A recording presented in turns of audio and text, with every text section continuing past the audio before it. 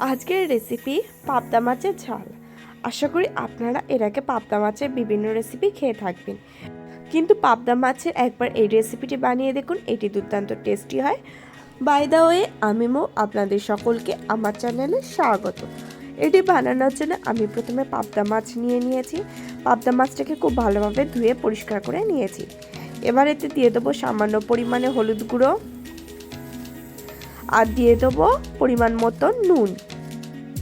হলুদ ও নুন দিয়ে পাবদা মাছটাকে খুব ভালোভাবে নুন হলুদ মাখিয়ে নেব।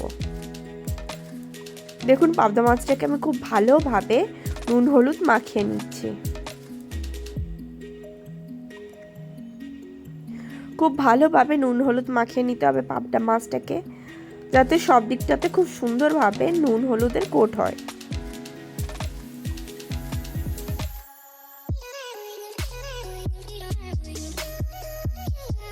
দেখুন, খুব ভালোভাবে আমি নুন হলুদ মাখিয়ে নিয়েছি পাবদা মাছটাকে।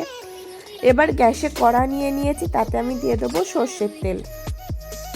তেল দিয়ে দিয়েছি, তেল গরম হয়ে যাওয়া পর্যন্ত অপেক্ষা করব। তেল গরম হয়ে গেলে তেলটাকে আমি কড়াই খুব ভালোভাবে স্প্রেড করে দেবো।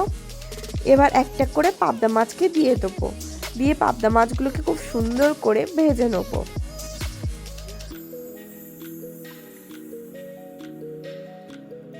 দেখুন, এই পাবদা মাছটাকে দিয়ে দিয়েছি। একদিকটা ভাজা হয়ে গেলে উল্টে দেবো, দিয়ে অপর পাশটাকেও ভেজে নেবো। এইভাবে আমি সমস্ত পাবদা মাছটাকে খুব সুন্দর করে ভেজে নেবো। মাছটা ততক্ষণ ভাজা হোক, চলুন একটা মশলার প্রিপারেশন করে নিই। পেস্ট তৈরি করতে হবে, তার জন্য একটা ছোট বাটি নিয়েছি, তাতে কয়েকটা কাজু নিয়ে নিচ্ছি। জল দিয়ে কাজুটাকে আমি ভিজিয়ে নেব। সেম আমি একটা ছোট পাত্র নিয়েছি, তাতে আমি 1 চামচ পোস্ত নিয়ে নিচ্ছি। পোস্তটাকেও আমি জল দিয়ে খুব ভালোভাবে ভিজিয়ে দেবো।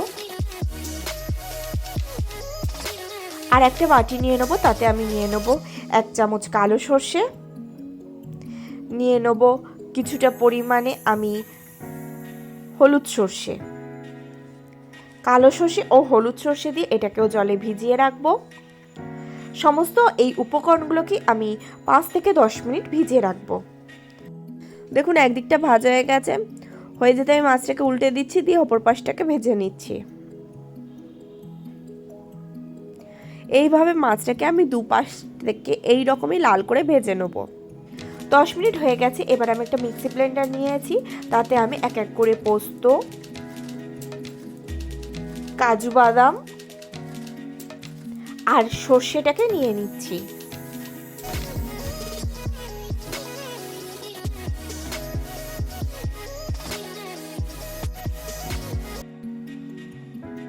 এবার এতে আমি দিয়ে দেবো ঝালের জন্য কয়েকটা কাঁচা লঙ্কা, দিয়ে ঢাকনা চাপা দিয়ে এটাকে খুব সুন্দরভাবে একটা ফাইন পেস্ট তৈরি করে নেব।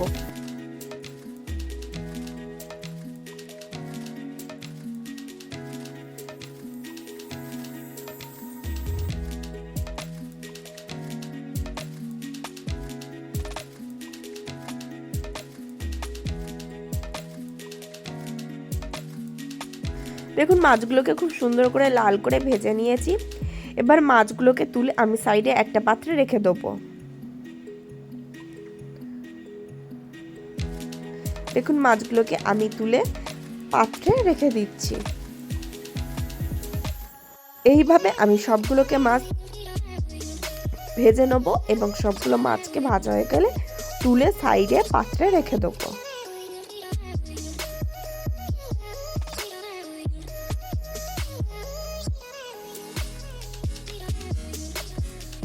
এবার ওই তেলেই দিয়ে দেবো কিছুটা পরিমাণে কালো জিরে, দিয়ে দেবো তৈরি করে রাখা মশলার পেস্ট। দেখুন, আমি মশলার পেস্টটা এখানে ধীরে ধীরে দিয়ে দিচ্ছি। মশলার পেস্ট দিয়ে দিয়েছি, দিয়ে এটাকে এবার খুব ভালোভাবে কষিয়ে নেব। দেখুন, খুব সুন্দরভাবে মশলার পেস্টটাকে কষিয়ে নিয়েছি। এবার এতে আমি দিয়ে দেবো দুধ। দুধ দিয়ে খুব ভালোভাবে আমি এই মশলাটাকে কষিয়ে নেব। প্রসঙ্গত বলে রাখি, এই সময় গ্যাসের ফ্লেমটাকে আমি লোতে রাখবো। লো ফ্লেমে এটাকে ধীরে ধীরে কষাতে থাকবো। দেখুন খুব ভালোভাবে কষিয়ে নিয়েছি। এবার এতে আমি দিয়ে দেবো সামান্য পরিমাণে হলুদ গুঁড়ো,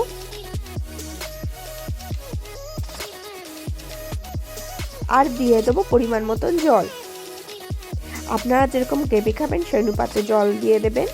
দিয়ে গ্যাসের ফ্লেমটাকে হাই করে দেবেন, দিয়ে এটাকে ফোটাতে দেবেন।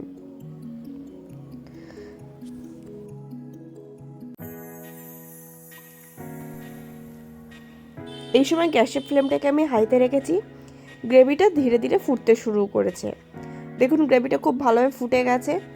গ্রেভিটা ফুটে গেলে এটাকে আমি একটুখানি নেড়ে দেবো, দিয়ে গ্যাসের ফ্লেমটাকে আবার মিডিয়াম টু লোতে করে দেবো।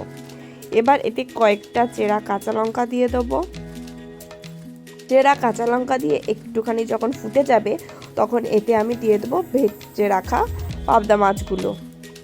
পাবদা মাছগুলো দিয়ে গ্যাসের ফ্লেমটাকে আমি মিডিয়াম টু লোতে দেবো। দিয়ে পাবদা মাছগুলোকে এই গ্রেভিতে খুব সুন্দরভাবে 2-3 মিনিট ফুটিয়ে নেবো। খুব বেশি ফোটাবো না, just 2-3 minute medium to low ফ্লেমে ফুটিয়ে নেবো।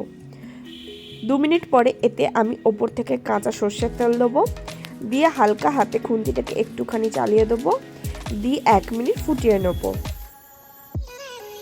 দেখুন কাঁচা তেল দিয়ে আমি 1 মিনিট ফুটিয়ে নিয়েছি। এবার গ্যাসের ফ্লেম অফ করে দেবো এবং পরিবেশন করে দেবো। দেখুন কত সহজে ইজিলি তৈরি হয়ে গেল আজকের এই রেসিপি দুধ পাবদা। আপনারা বাড়িতে অবশ্যই একবার এই দুধ পাবদাটি বানান, ছোট থেকে বড় সকলে খেতে খুবই পছন্দ করবে। বাড়িতে গেস্ট আসলেও আপনারা এই রেসিপিটি ট্রাই করতে পারেন। আশা করি আজকের ভিডিওটি আপনাদের ভালো লেগেছে। যদি ভালো লাগে তাহলে অবশ্যই লাইক করবেন, কমেন্ট করবেন, শেয়ার করবেন, আর আমার চ্যানেলটি অতি অবশ্যই সাবস্ক্রাইব করে নেবেন এরকম নিত্য নতুন রেসিপি সবার আগে পাওয়ার জন্য।